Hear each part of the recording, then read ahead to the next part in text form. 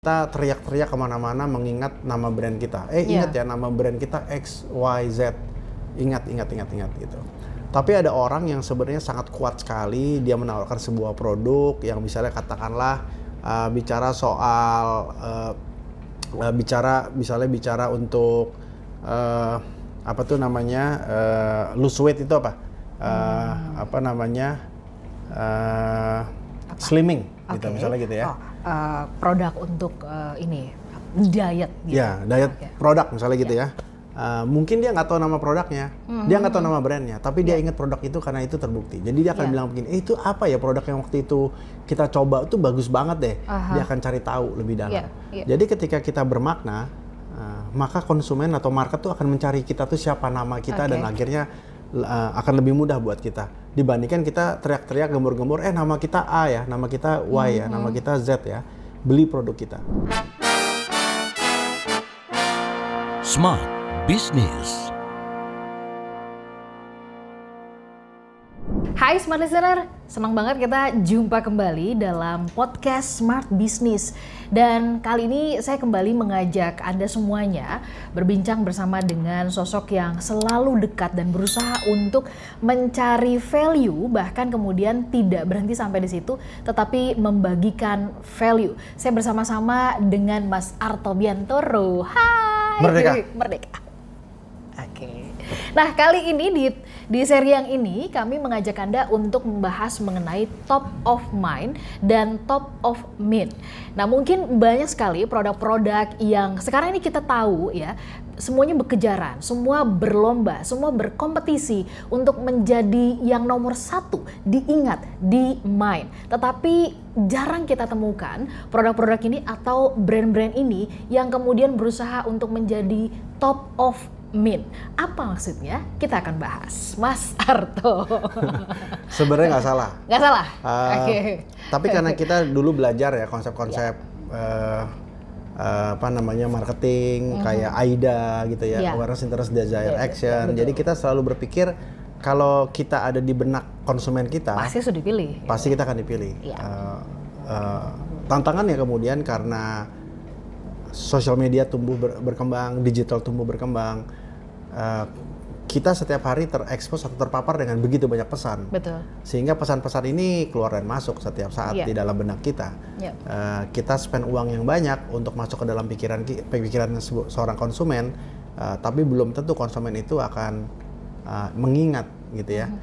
Kalau dalam konteks media zaman dulu konvensional, majalah atau koran misalnya, kita diajarin harus beriklan 7 kali gitu ya, baru orang akan ingat, bukan orang akan beli loh, orang akan ingat. Jadi proses to be top of mind itu zaman dulu aja perlu melewati fase yang sepanjang itu, apalagi hari ini yang kalau kita bicara sosial media sudah sangat berisik ya, tanda petik, karena mereka sudah berbicara dengan apa namanya, dengan sangat intensif.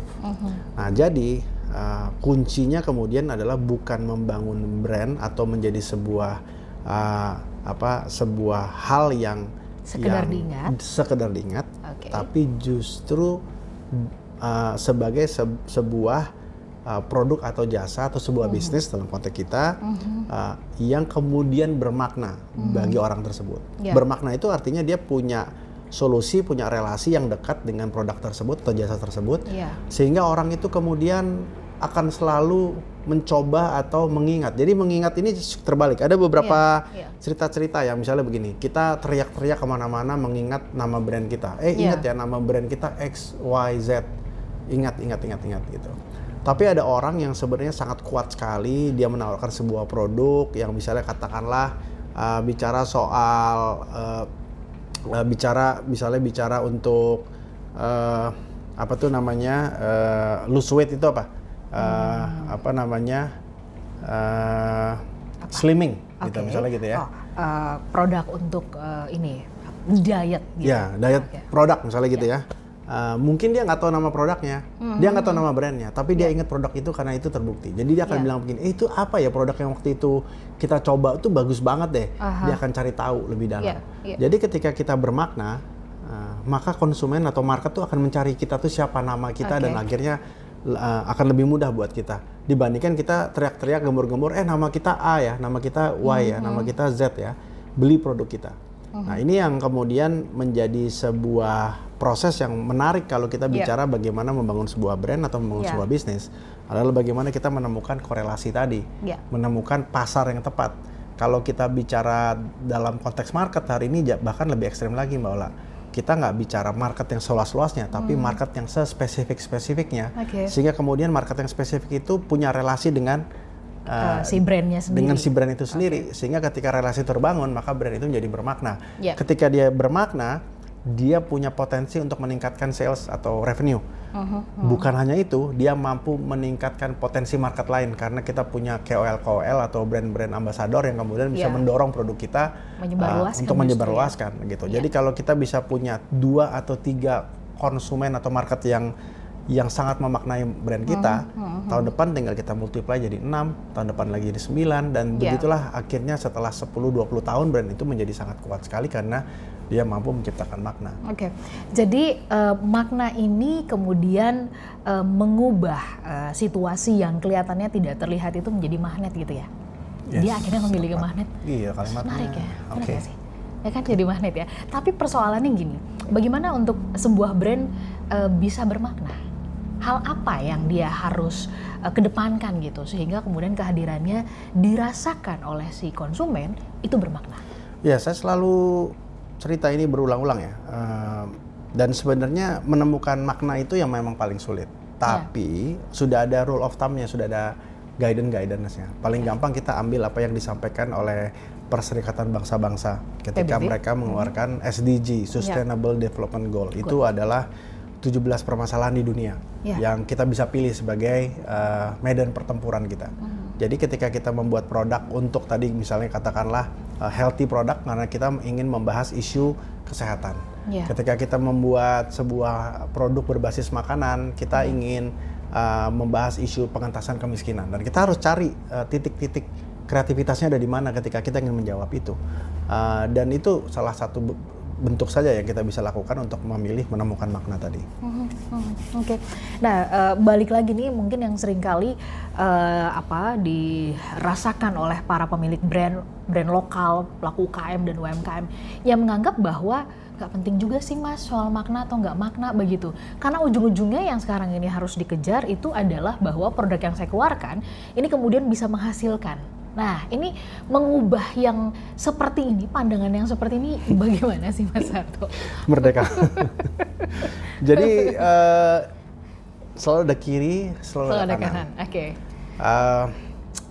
Ada orang-orang yang berbisnis dengan tujuan untuk membuat dunia ini lebih baik.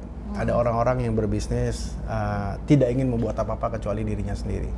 Tapi ada juga yang kemudian dari proses ini dia akan pindah ke sini. Gitu ya, dan itu bagian dari perjalanan hidup seseorang. Jadi kalau tadi pertanyaan itu ya nggak apa-apa sama sekali karena dunia punya banyak pilihan dan biasanya proses-proses seperti itu akan terbangun lewat waktu. Seorang wirausaha yang lebih senior, lebih pengalaman, lebih punya kedalaman, di satu titik dia akan menyadari itu dan kemudian dia akan membuat kebijakan-kebijakan itu. Tapi ada juga yang enggak. Jadi kalau menurut kami sebenarnya lebih penting ketika kita kemudian memberikan begitu banyak opsi dan kita yakin opsi kita adalah opsi yang memiliki unsur-unsur kebaikan dan biasanya opsi-opsi yang seperti itu akan menjadi bagian dari proses tadi. Sangat sulit untuk mengubah paradigma seseorang ya, makanya nggak penting juga ketika kita bilang, oh kamu harus berpikir seperti ini. Nah itu proses yang nanti akan dialami sendiri oleh yang bersangkutan.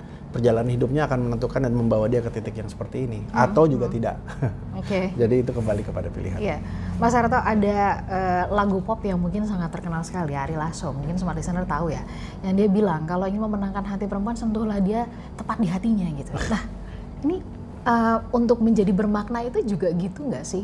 Sampai kemudian menyentuh ke soal rasa, perasaan begitu Mas Harto? Iya, selalu kalimat yang disampaikan oleh mentor-mentor saya juga bilang, ya mulai dari diri sendiri lah.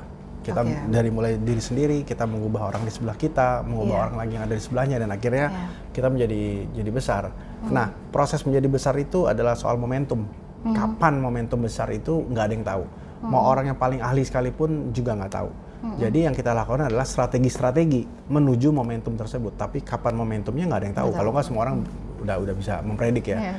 Tapi tentu saja semakin dia berpengalaman, semakin dia tadi ya bisa melihat secara luas, dia bisa memprediksi meskipun dia tidak bisa menentukan waktunya.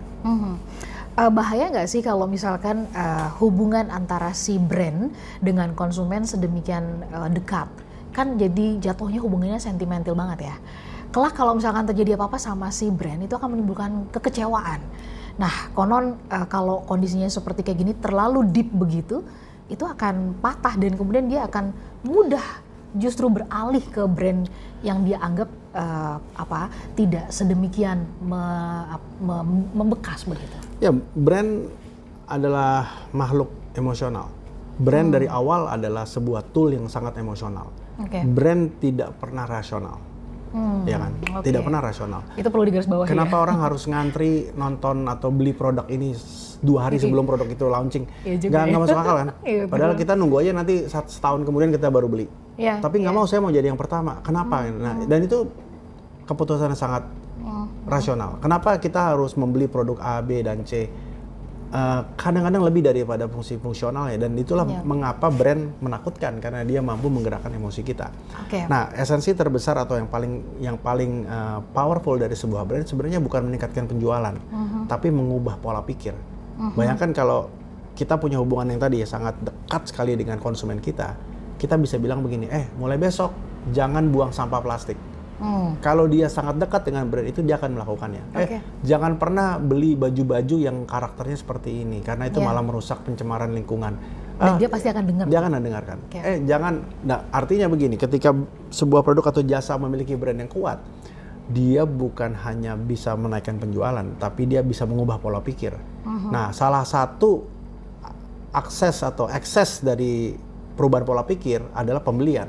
Karena kalau kita udah dekat, kita punya sesuatu pasti akan dibeli, ya kan? Nah, tapi tetap ada resiko yang sama. Resikonya adalah ketika kita mengecewakan, maka seseorang bisa berpaling jauh daripada brand kita, bahkan unfollow dan lain-lain. Tapi selalu kan ada ruang-ruang untuk rekonsiliasi. Jadi banyak sekali case-case brand-brand, beberapa brand lokal beberapa tahun kan kemarin ada case-case juga yang sangat heboh gitu ya, kemudian banyak yang protes, tapi kemudian ownernya minta maaf dan lain-lain, dan rekonsiliasi terjadi. Justru kalau dia sayang dalam tanda petik dengan brand tersebut, pasti akan memberi ruang untuk memaafkan. Mas Arto, thank you banget obrolannya. Ini seru banget ya. Nanti kita akan sambung bahasannya di topik yang berbeda. Sekali lagi Mas Arto, terima kasih. Smart Listener, demikian tadi obrolan kami bersama dengan Mas Arto terkait dengan top of mind dan top of mind. Kita akan jumpa kembali dalam podcast Smart Business berikutnya. Smart Business. Lead you better.